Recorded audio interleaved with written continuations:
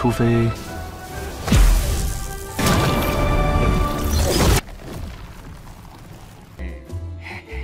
师兄，否则没法和。哎呦，师兄若是手头紧，算孙哥欠你个人情。哈哈哈哈！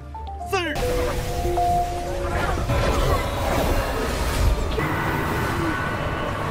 阁下竟是结丹奇侠。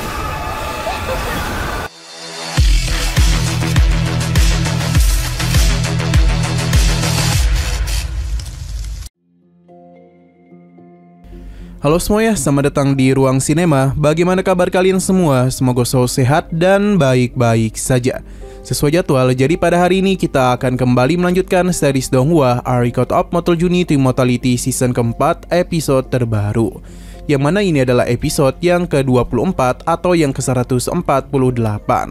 Namun sebelum kita mulai, lebih baik kita lihat lagi apa saja yang telah terjadi pada episode sebelumnya. Kemarin Halley sudah berhasil masuk ke sekte Luoyun. Ia juga tidak lupa menekan kultivasinya agar tidak diketahui oleh orang lain.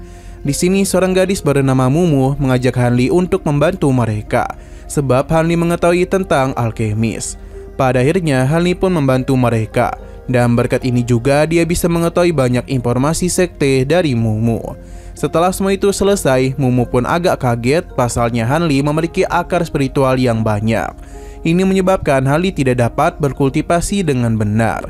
Tapi Halley sudah dapat mengatasi semua itu. Kini dia pun akan menjadi penjaga kebun saja, karena Halley ingin kedamaian. Selain itu, dirinya juga berniat untuk memulai kenaikan demi bisa mencapai ranah Nesan Sol. Tapi sebelum itu, dirinya harus menghilangkan roh angin pada tubuhnya. Sekarang kita akan melanjutkan episode terbarunya. Terlihat kalau saat ini Halley masih memberikan perlawanan kepada roh angin. Hanya saja ini terlalu kuat untuk dilawan, jadi membutuhkan waktu yang cukup lama supaya benar-benar bisa mengeluarkannya.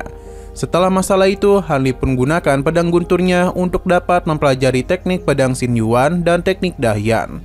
Kedua teknik ini merupakan hal yang cukup langka, jadi Halley berharap dapat menguasainya. Tentu saja menguasai kedua teknik ini bukanlah perkara yang mudah. Walaupun begitu, Halley akan tetap mempelajarinya secara perlahan-lahan. Tidak hanya berlatih kedua teknik itu saja, Halley juga akan berlatih teknik alkemis dari sekte Luoyun. Sebenarnya ada banyak hal yang ingin dia lakukan. Namun Halley harus berhati-hati supaya tidak menarik perhatian. Halley juga masih memiliki catatan iblis. Hanya saja Danny tidak terlalu memahami bahasa iblis. Yang ia ketahui, metode rahasia iblis ini disebut sebagai 9 perubahan angin. Tapi untuk menguasainya harus memiliki tubuh yang kuat. Karena jika tidak, malah akan melukai diri mereka sendiri. Ada juga teknik rahasia perisai bayangan darah. Dengan membakar saripati darah, perisai itu dapat ditingkatkan secara cepat. Ini membuat kekuatan mereka meningkat secara pesat dan juga mempercepat pergerakan mereka. Namun hal ini sudah memiliki sayap guntur dan petir yang dapat membantunya. Di sini, Mumu selalu memberikan pengawasan kepadanya. Untung saja Halley memiliki para boneka yang dapat membantunya melakukan pekerjaan di kebun. Beberapa bulan sudah Halley habiskan di sekte, hingga padirnya roh angin telah berhasil dia keluarkan dari tubuhnya. Dan begini Halley pun bisa lebih santai sedikit.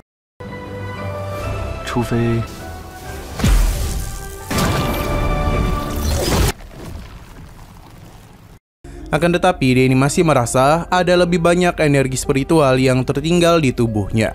Ia pun bingung apakah ini akan mempengaruhi pada kenaikannya ke jiwa baru nanti. Selain itu ia juga tertarik dengan pil dangling milik sekte Luoyun. Katanya ini mampu menstabilkan jiwa dan membuang kotoran yang tersisa. Berhubung bahannya sulit ditemukan, jadi pil ini tidak dapat dirinya buat. Sesaat kemudian Halley mendengar suara dari Sun Hao yang tengah mencari nama Yuan. Halley pun bingung siapakah yang tengah dia cari. Alhasil Halley pun memutuskan untuk pergi meninggalkan para bonekanya. Sedangkan dia itu pergi menemui Sun Hao.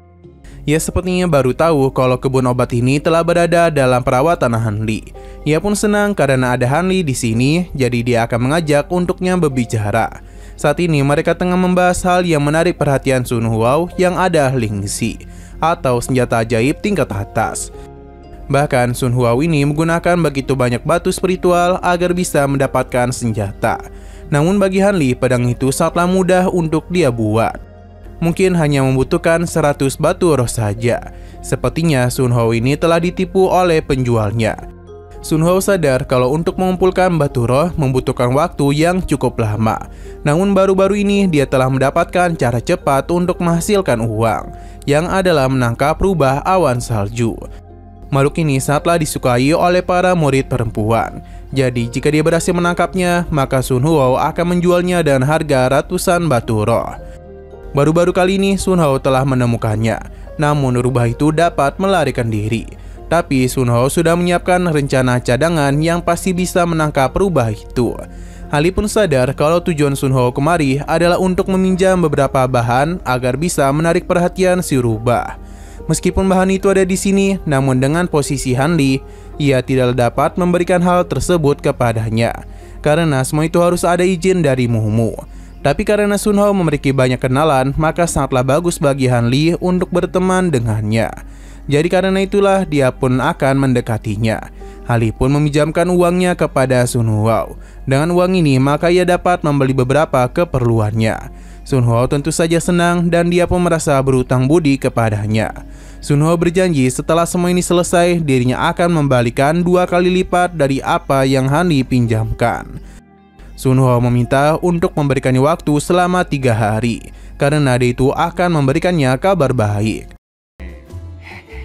师兄，否则没法和师兄若是手头紧，算孙哥欠你个人情。Waktu pun terus berlalu hingga 3 hari kemudian. Namun bukannya membawa kabar bagus, Sun Hao malah datang kemari dengan rasa penyesalan. Sebab dia itu telah kembali gagal menangkap rubah awan salju. Alhasil uang yang dipinjamkan Han Li kemarin telah habis. Han Li tidaklah terlalu peduli dan menagih janji Sun Hao. Namun dia menjelaskan kalau hal itu sudah dia belikan ke bendera formasi. Dan saat ini mereka tengah kekurangan orang. Jadi tujuan Sun Hao kemari adalah untuk mengajak Han Li pergi bersamanya. Pada awalnya Han Li berpikir apakah dia akan menolak hal tersebut atau pergi bersama mereka. Tapi setelah semua itu Han Li pun memutuskan untuk menerima ajakannya. Selain itu Han Li juga penasaran dengan rupa Danau Xuan Yuan. Hal ini pun membuat Sun Hao senang dan dia pun memberikan bendera formasi ini kepadanya. Sun Hao menjanjikan kalau perjalanan mereka tidaklah sia-sia. Pada akhirnya mereka pun telah sampai di hutan tempat rubah awan salju tinggal. Mereka menggunakan tanaman yang disukai oleh rubah awan untuk memancingnya keluar. Hal ini berhasil dan perlahan-lahan terlihat kalau rekan-rekan dari Sun Hao sudah bersiap untuk menggunakan bendera formasi milik mereka. Dan begini mereka pun yakin pasti dapat menangkap rubah awan. Untuk makhluk itu sendiri perlahan namun pasti dia sudah mulai mendekat ke arah jebakan. Tapi tiba-tiba saja rubah ini jatuh tak berdaya, yang membuat mereka bingung apa yang sebenarnya terjadi. Karena seharusnya formasi ini hanya mengurung rubah tersebut dan tidak menghabisinya. Namun setelah dicek rubah itu ternyata sudah mati.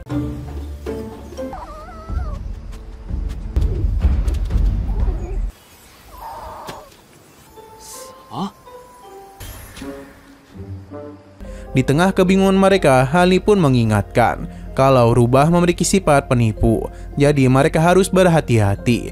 Namun peringatan Han Li tidak didengarkan, yang mana susunan formasi ini pun telah mereka hentikan. Sesuai dengan dugaan Han Li, rubah tersebut benar-benar menipu mereka. Pada akhirnya dia pun kabur dari tempat tersebut. Han Li yang menyadari sesuatu malah pergi ke arah yang berbeda dari rubah tersebut. Alhasil rekan-rekannya pun pergi menyusul Han Li. Dan sekali lagi dugaan Han Li kembali benar, sebab dia ini berhasil menemukan jejak dari rubah awan. Makhluk tersebut terus melakukan pelarian hingga memasuki sebuah gunung. Han Li dapat menyusulnya dan harta yang dia miliki. Namun Sun Hao dan yang lainnya tidaklah dapat masuk ke sana. Mereka pun bingung bagaimana cara mereka untuk menyusul. Kembali kepada Han Li, alasan ia tertarik kepada rubah itu karena ia memiliki aura murni layaknya dari spiritual gunung Jiukulingsan. Ia pun berpikir kalau rubah ini merupakan inkarnasi dari makhluk yang sebelumnya dia temukan.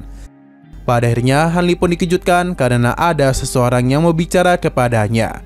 Selain itu dia juga menyambut kehadiran Han Li yang telah jauh-jauh datang kemari. Han Li tiba di sebuah tempat yang mana ada seorang gadis yang telah menunggunya. Sadar kalau ini bukanlah tempat yang aman, Han Li pun berhati-hati. Ia bahkan mengeluarkan pedang guntur, sebab lawannya ini bukanlah sembarangan. Di sini ada beberapa roh jahat yang terus bertebarangan kemana-mana dan juga sempat mengelilingi Hanli. Melihat dia yang agak waspada membuat gadis tersebut tertawa karena dia tahu Hanli bukanlah seseorang di ranah kultivator di tahap Jindan. Pertahanan Qi-nya bahkan sulit ditembus yang hampir saja menipunya.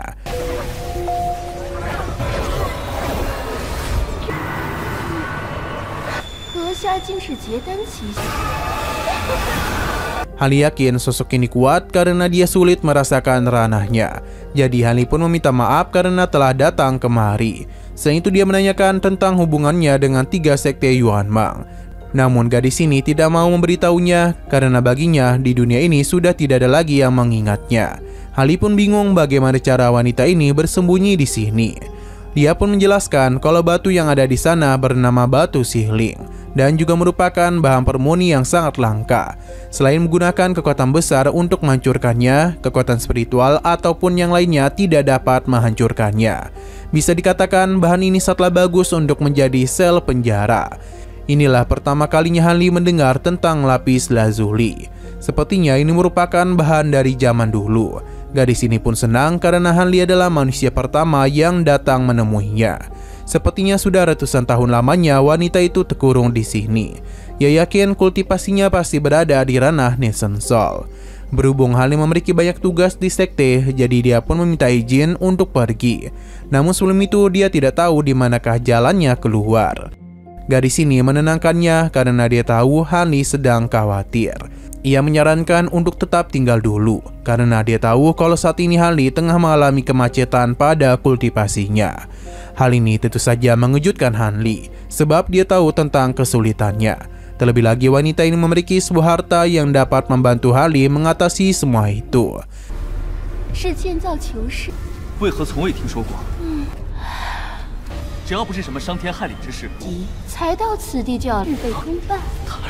Akan tetapi ada hal yang harus dia lakukan dulu agar ia dapat memberikan harta tersebut. Pertama, Hanli harus merahasiakan tempat ini. Selain itu, dia harus melakukan sesuatu kepadanya, yang mana dia pun mengeluarkan sebuah barang bernama Giok Mata Roh, yang bisa menstabilkan pikiran Hanli ketika membentuk Yin. Tugas Hanli hanyalah memberikan pesan kepada seseorang yang masih belum dia ketahui, karena episode pada hari ini pun harus bersambung dulu. Oke, sekian dulu pada video kali ini. Untuk video selanjutnya akan segera hadir. Jadi bagi kalian yang ingin mengikuti series ini, langsung saja klik subscribe dan aktifkan loncengnya. Terima kasih yang sudah menonton video sampai habis. Jika kalian suka pada video ini, klik like dan share ke teman-teman kalian tentang channel ini.